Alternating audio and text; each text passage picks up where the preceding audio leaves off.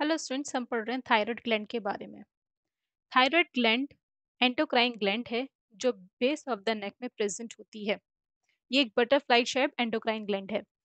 इसकी दो साइड हैं, एंटीरियर और पोस्टीरियर या वेंट्रल और डॉर्सल। यहाँ पर दो लोब प्रेजेंट हैं, right and left. In lobes को कनेक्ट करने के लिए एक कनेक्टिव टिश्यू है जिसे इस्थमस कहते हैं। ये ट्रैकिया की एंटीरियर साइड पे प्रेजेंट होती है। थायराइड ग्लैंड की हिस्टोपैथोलॉजी देखें तो थायराइड ग्लैंड में थायराइड फॉलिकल होते हैं। थायराइड फॉलिकल फॉलिकुलर सेल से बने होते हैं जो असल में क्यूबॉइडल एपिथेलियम सेल होते हैं। यहाँ पर एक कैविटी भी प्रेजेंट है जिसमें कॉलोइडल सब्सटेंस भरा है, इसलिए हम इसे कॉलोइड कहते हैं। यहाँ पे एक बहुत इंपॉर्टेंट सेल है जिन्हें पैराफॉलिकुलर सेल कहते हैं। यहाँ ब्लड कैपिलरी प्रेजेंट है। फॉलिकुलर सेल T3 और T4 हार्मोन को प्रोड्यूस करता है, जबकि पैराफॉलिकुलर सेल कैल्सिटोनिन को प्रोड्यूस करने में करते हैं। यानी हमारी थायराइड ग्लैंड के पास तीन हार्मोन हैं, टेट्राआइडोथायरोनिन, ट्राईआइडोथायरोनिन एंड कैल्सिटोनिन। टेट्राआइडोथायरोनिन को थायरॉक्सिन भी कहते हैं। ट्राईआइडोथायरोनिन और टेट्राआइडोथायरोनिन आयोडीन कंटेनिंग डेरिवेटिव्स हैं अमाइनो एसिड टायरोसिन के। अगर आप इसे नाम को इसके ब्रेक करें तो आप पाएंगे टेट्रा आयोडोथायरोनिन। टेट्रा आयोडो यानी कि चार एटम आयोडीन के, और थायरोनिन रिप्रेजेंट करता है डेरिवेटिव अमीनो एसिड टायरोसिन को। इसी तरह से ट्राई आयोडोथायरोनिन, ट्राई आयोडो मतलब कि थ्री एटम आयोडीन के, और फिर से थायरोनिन। कैल्सिटोनिन पॉलीपेप्टाइड चेन है जिसमें 32 अमीनो एसिड प्रेजेंट होते हैं। अगर हम फंक्शन की बात करें थायराइड हार्मोन के, तो हम इसे दो पार्ट में डिवाइड कर रहे हैं। एक वो फंक्शन जो T3 और T4 परफॉर्म करेंगे, और दूसरा वो फंक्शन जो कैल्सिटोनिन परफॉर्म करेगा। सबसे पहले थायराइड हार्मोन क्या करता है? इसका सबसे इंपॉर्टेंट काम है ये रेगुलेट करता है बेसल मेटाबॉलिक रेट को, यानी वो मिनिमम एनर्जी जो आपके ऑर्गन्स को चाहिए जब आप रेस्ट में हैं।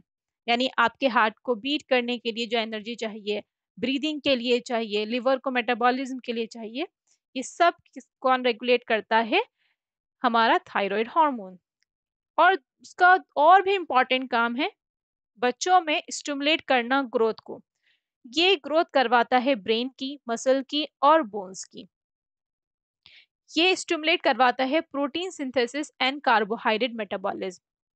ये हार्ट रेट को इंक्रीज करता है और इसके बाद कार्डियक आउटपुट को भी। ये हमारे बॉडी टेम्परेचर को मेंटेन करने में हेल्प करता है। आइए देखते हैं कैल्सिटोनिन के फंक्शंस को।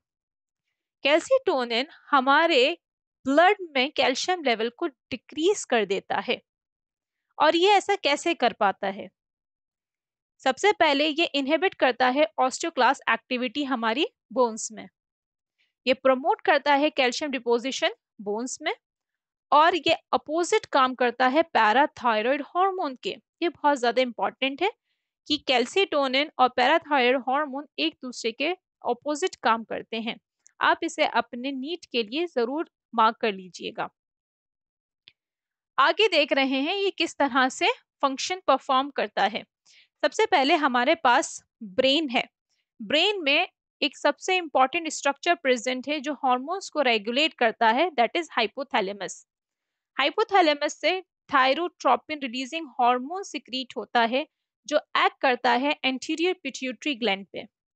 एंटीरियर पिट्यूटरी ग्लैंड पे जैसे ही TRH यानी कि थायरोट्रोपिन रिलीजिंग हार्मोन की इंफॉर्मेशन जाती है, ये रिलीज कराती है thyroid stimulating hormone. Thyroid stimulating hormone जैसे कि नाम बता रहा है कि ये स्टिमुलेट करेगा किसे? थायराइड के फंक्शन को। तो बिल्कुल ऐसे ही होता है। TSH एक्ट करता है फॉलिकुलर सेल पे जाके, और हमने अभी देखा फॉलिकुलर सेल क्या प्रोड्यूस करते हैं? Thyroid hormone T3 and T4। और फिर यहाँ पर वही हो रहा है कि TSH एक्ट करेगा फॉलिकुलर सेल जो प्रेजेंट है थायराइड ग्लैंड में, और ये प्रोड्यूस करेंगे T3 एंड T4। अब क्वेश्चन ये है कि क्या ये लगातार ऐसे ही काम होता रहेगा, हमारी बॉडी में लगातार T3 T4 बनता रहेगा? अगर ऐसा होगा तो बेसल मेटाबॉलिक रेट तो बहुत बढ़ जाएगा, है ना, और हमारी बॉडी में बहुत ज्यादा हीट प्रोड्यूस होने लगेगी। तो हमारी बॉडी क्या करती है?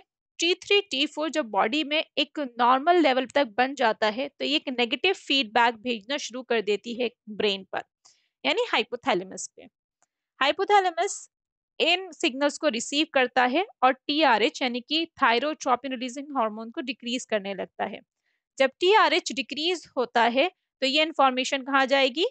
बिल्कुल पिट्यूटरी ग्लैंड के पास, जो डिक्रीज कर देगी टीएसएच को। जब टीएसएच डिक्रीज हो जाएगा तो टी3 और टी4 भी डिक्रीज हो जाएगा। तो ये मैकेनिज्म है और फीडबैक है हमारे टी3 और टी4 का। अब हमारी थायराइड ग्लैंड में हमने देखा कि टी3 और टी4 हार्मोन प्रेजेंट है, और हमने ये भी देखा कि टी3 और टी4 को अगर ब्रेक करते हैं तो हमने जाना कि इसमें आयोडीन के एटम होते हैं। यानी टी3 टी4 को बनाने के लिए आयोडीन बहुत इंपॉर्टेंट है, जो हम अपनी डाइट में लेते हैं। हमारी डाइट में जब ये आयोडीन कम होने लगता है तो टी3 और टी4 का सिक्रीशन भी कम हो जाता है। जब टी3 और टी4 का सिक्रीशन कम हो जाता है तो हम इस कंडीशन को हाइपोथायरायडिज्म कहते हैं। जब यहाँ फॉलिकल्स के पास टी3 टी4 नहीं है आयोडीन की कमी की वजह से, तो ये सिग्नल किसके पास जाता है? ब्रेन में, हाइपोथैलेमस ब्रेन में जाता है, हाइपोथैलेमस के पास। हाइपोथैलेमस टीआरएच को रिलीज करता है और ये टीआरएच फिर से कहाँ एक्ट करता है? जाकर एंटीरियर पिट्यूटरी ग्लैंड पे। एंटीरियर पिट्यूटरी ग्लैंड क्या रिलीज करती है? टीएसएच रिलीज करती है, और ये टीएसएच कहाँ एक्ट करता है? जाकर फॉलिकुलर सेल पर। लेकिन फॉलिकुलर सेल में टी3 टी4 क्यों नहीं बन रहा है? आयोडीन की कमी से नहीं बन रहा है। क्या यहाँ पर हमें टीएसएच की इंफॉर्मेशन की जरूरत थी? नहीं। अब ये लगातार इंफॉर्मेशन यहाँ पर फॉलिकुलर सेल पर जाती रहती है। अब आयोडीन नहीं है, इस वजह से टी3 टी4 नहीं बन रहा है, लेकिन लगातार इंफॉर्मेशन आने की वजह से ये थायराइड ग्लैंड क्या होने लगती है? स्वेल होने लगती है, और इसी कंडीशन को हम क्या कहते हैं? गॉइटर कहते हैं। ठीक। तो अगर हमारी डाइट में आयोडीन कम है तो टी3 टी4 कम हो जाएगा, कंडीशन को क्या कहेंगे? हाइपोथायरायडिज्म कहेंगे। और हाइपोथायरायडिज्म के बाद एक और कंडीशन डेवलप हो जाएगी जिसे क्या कहते हैं? गॉइटर कहते हैं। ये नॉन टॉक्सिक गॉइटर होता है। अब दूसरी कंडीशन क्या है कि अगर टी3 टी4 ज्यादा बनने लगे, तो टी3 टी4 ज्यादा बनेगा तो इसे क्या कह देंगे? हाइपरथायरायडिज्म कह देंगे। हाइपरथायरायडिज्म दो कंडीशन में ज्यादा बनता है, एक ग्रेव्स डिजीज और दूसरा थायराइड एडिनोमा। ग्रेव्स डिजीज में हमें क्या देखने को मिलता है? यहाँ पे एनलार्जमेंट हो जाती है थायराइड ग्लैंड की, प्रोट्रूजन हो जाता है आई बॉल का, आंखें बिल्कुल बाहर की तरफ निकल आती हैं, बेसल मेटाबॉलिक रेट इंक्रीज हो जाएगा। बिल्कुल, हमने क्या कहा था? टी3 टी4 का काम क्या है? बेसल मेटाबॉलिक रेट को रेगुलेट करना। जब थायराइड हार्मोन बहुत ज्यादा हो जाएगा तो बीएमआर भी बहुत ज्यादा हो जाएगा, क्योंकि एनर्जी बहुत ज्यादा बनेगी, इसलिए वेट लॉस होने लगेगा। ठीक। तो यहाँ पर दो कंडीशन हमने देख ली, हाइपोथायरायडिज्म और हाइपरथायरायडिज्म।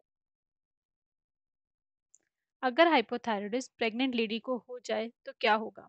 इसके फीटस में क्रिटिनिज्म हो जाएगा, मेंटल रिटार्डेशन हो जाएगी, लो आईक्यू का होगा ये बच्चा, एबनॉर्मल स्किन होगी और डेफ म्यूटिज्म होगा।